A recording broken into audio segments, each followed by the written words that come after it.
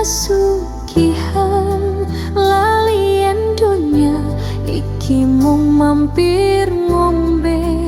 Ana sing cepet entuk ana sing suwe, kabeh wis diatur miturut kuasane Gusti.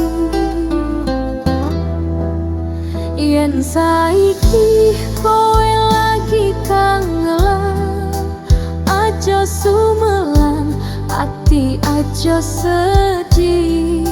Sabar iku bakal nggawa kabungahan, kanthi iman lan donga dalane bakal kabuka. Sabar lan syukur kuncine urip tentram, ora nate rumangsa kurang apa wae. Senajan mung cukup segawan uyah, yen ati tentram donya dadi amba. Sabar lan syukur aja nganti lali, Gusti Allah ora turu ora lali marang abdine. Saben waktu ana pitulungan sing teka, mung butuh waktu lan ati sing tansah percaya. Mula ayo padang jaga ati, tansah becik marang sapa wae. Amarga urip iki mung sedelah, kabecikan iku sing bakal tetemana.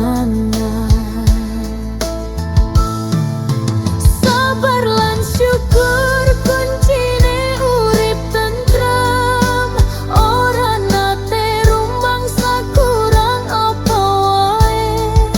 Senajan mung cukup segawan uyah, yen ati tentram donya dadi amba.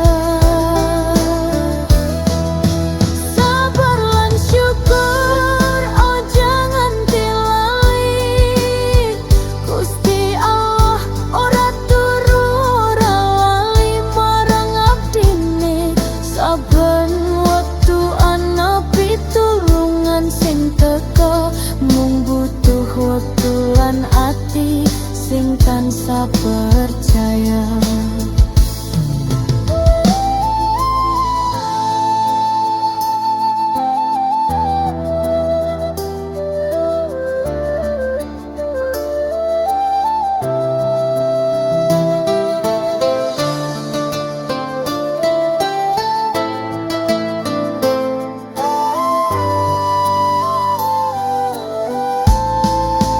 Sabar lan syukur,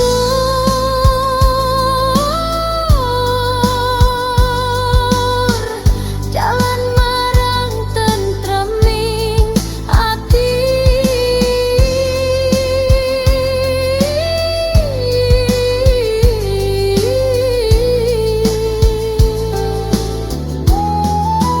Sabar lan syukur yo jangan dilali, Gusti Allah ora turu ora lali marang abdine. Saben wektu ana pitulungan sing teka, mung butuh wektu lan ati sing tansah percaya.